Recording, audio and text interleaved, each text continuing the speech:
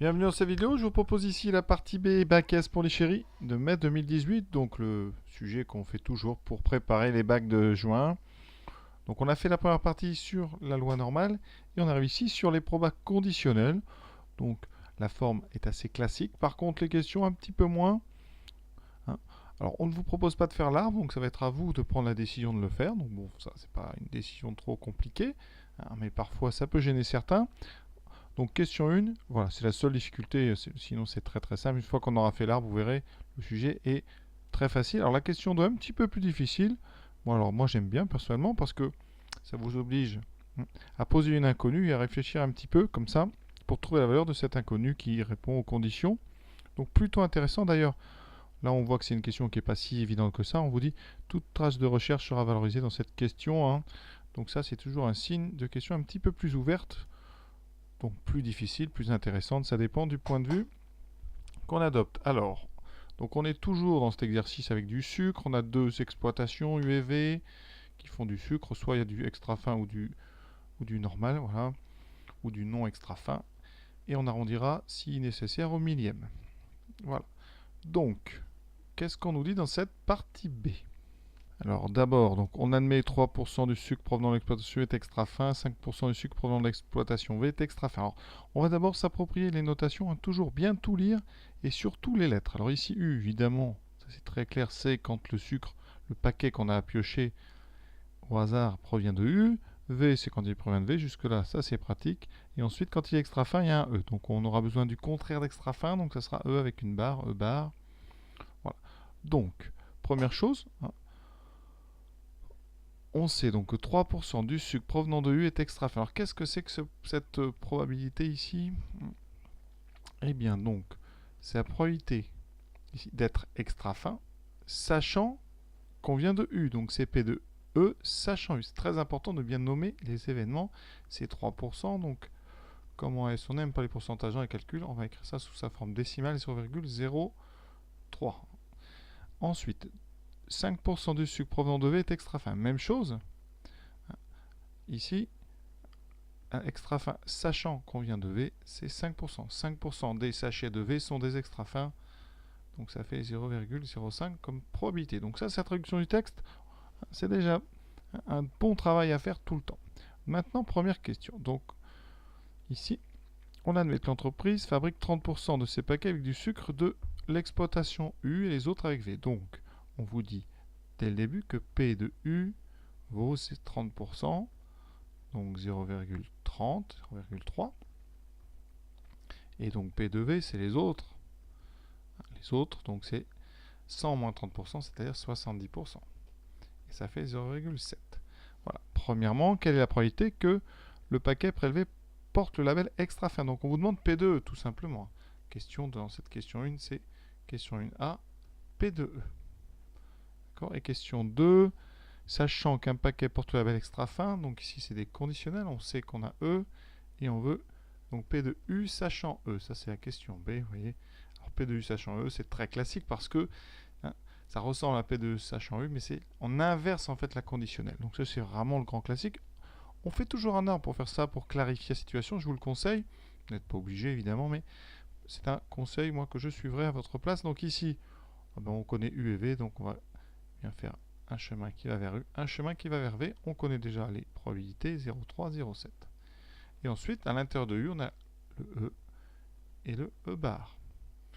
Le E, c'est 0,03, c'est donné dans le texte, hein, c'est ce P de E sachant U, ça c'est une sous-branche. Et ici, pour V, on aura la même chose, E ou E bar, donc 0,05. Alors si on avait besoin de E bar, on peut les remplir, je vais le faire là, mais on ne s'en servira pas. Ça fait 0,97 et 0,95. Voilà, donc l'arbre étant fait, on peut maintenant réfléchir. Alors pour avoir P de E, on a des E, on en a deux dans l'arbre. Ici, deux chemins mènent à E, un chemin qui vient de U, un chemin qui vient de V. Pour les réunir, on utilise la formule des probabilités totales, hein, puisque U et V forment une partition. Ça fait P de E est égal à P de U inter E plus P de V inter E. Hein, ici, donc ça s'appelle la formule des probabilités totales. Hein, on découpe en E en deux. les E qui sont dans U et les E qui sont dans V. D'accord? On dit qu'on a fait une partition de E. Alors, P de U inter E, c'est le chemin qui passe par U, puis par E. Ici, ça fait donc P de U, donc 0,3, multiplié par P de E sachant U, donc 0,03, plus P de V inter E qui fera donc 0,7, c'est P de V, multiplié par P de E sachant V, 0,05. On calcule ça. Donc là, on trouve donc ici 0,09 plus 0,0 ici 35. On ajoute 0,044, ce qui fait 4,4 si vous aimez les pourcentages. 4,4% des paquets au total sont des extra fins. Donc voilà, vous voyez, tout ça, probabilité totale, c'est attendu, hein, vous n'aurez pas autre chose parce que c'est une des rares formules qu'on a. Maintenant, l'inversion de la conditionnelle. Bon, pour ça, on utilise la formule P de U sachant E, c'est donc P de l'intersection des deux, donc U inter E ou E inter U, hein, c'est la même chose, divisé par P de E. Voilà, alors l'avantage c'est que P de U inter E, on vient de le faire, il est ici, vous voyez, je vais le souligner ici, donc c'est 0,3 fois 0,03, donc 0,009. Alors, ici, donc 0,009, divisé par P de E qu'on vient de calculer, 0,044. Ce qui fait en fraction 9 sur 44. Alors, est-ce qu'on doit arrondir? On va le faire, on nous demande, donc je vais arrondir au millième, petite calculatrice. Alors au millième, on a 0,254, donc c'est 0,205. Il faut arrondir à 50, hein, au-dessus, donc 0,205. Donc 20,5% des paquets extra fins proviennent de U. Question 2 maintenant. L'entreprise souhaite modifier son approvisionnement auprès des deux exploitations afin que les paquets portant un label extra fin, enfin parmi eux, 30% contiennent du sucre provenant de U. Ça veut dire qu'on veut quoi, hein? On veut donc, alors ici, parmi les extra fins, donc P sachant E, donc on veut P de U sachant E est égal à 0,30. Vous voyez ici, on avait trouvé 0,205, donc ça ne va pas. Ça veut dire qu'on va modifier, hein, eh bien les données de la question 1, ça veut dire que vous devez oublier les informations P de U égale 30 et P de V égale 70%. Donc on va repartir au début, hein, en prenant ici P de U et P de V, ben on ne les connaît pas, donc on va mettre des petites inconnues. Ce qui n'a pas changé, c'est les données du texte avant, donc P de E sachant U et P de E sachant V. Ça n'a pas changé. Ce qui change, c'est la proportion qu'on achète de paquets de U ou de paquets de V. Alors ici, on va donc poser, on pose P de U égale, alors une lettre classique, on va mettre X, on ne s'embête pas. Alors ça, et ensuite P de V. Est-ce qu'on prend P de V égale Y?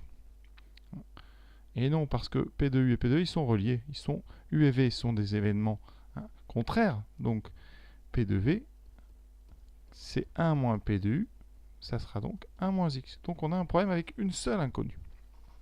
Et donc on va refaire tout ce qu'on a fait.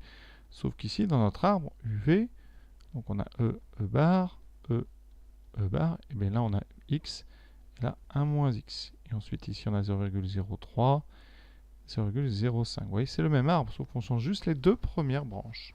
Donc toujours la probabilité totale. P de E, ça sera donc P de U inter E, je répète, comme ça, ça finit par rentrer. D'accord? C'est donc, alors X multiplié par 0,03 plus 1 moins X multiplié par 0,05. Alors là, on peut développer. Ça fait 0,03X plus 0,05 moins 0,05X. On peut regrouper, vous voyez. Il nous reste donc sans X 0,05 moins 0,02X. Voilà. Maintenant, on a besoin donc d'une conditionnelle. P de U sachant E. Pour ça, on avait besoin de P de U inter E. Donc je vais tout de suite le réécrire. C'est 0,03 fois X. Hein, c'est le terme ici. Donc maintenant, on peut passer à notre calcul, à traduire P de U sachant E. Alors, on réécrit P de U sachant E.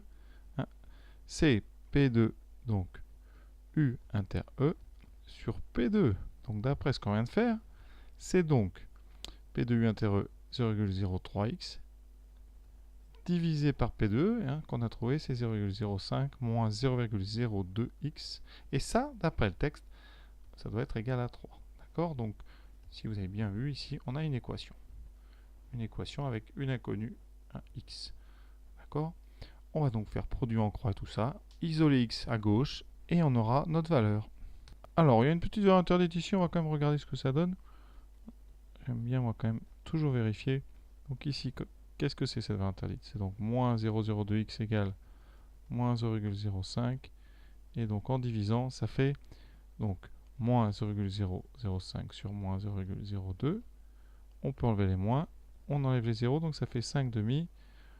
C'est plus grand que 1. Et on sait que x est une probabilité qui est donc inférieure ou égale à 1. Donc ça, donc x est forcément différent de 5 demi. Donc pas de valeur interdite. Ça veut dire qu'ici, on peut faire un produit en croix sans aucun souci. Ça fait 0,03x est égal à 0,3 fois 0,05 moins 0,02x. Alors ça, hein, sincèrement, c'est pas la question la plus facile qu'on ait vue au bac, donc il faudra bien y réfléchir. Hein. C'est pas si dur que ça, mais c'est assez original. C'est pour ça qu'il y a quand même de la recherche. On développe une équation. Donc ça fait 0, alors 3 fois 5, 15. Donc 0,015 moins 0,00, 2 fois 3, 6. On isole x, donc on met x à gauche. Donc on ajoute des deux côtés 0,006x. Ça me donne donc là 0,03x plus 0,006x égale à 0,015. Donc ça fait 0,036x égale 0,015. Il y a plein de petits zéros là. Voilà.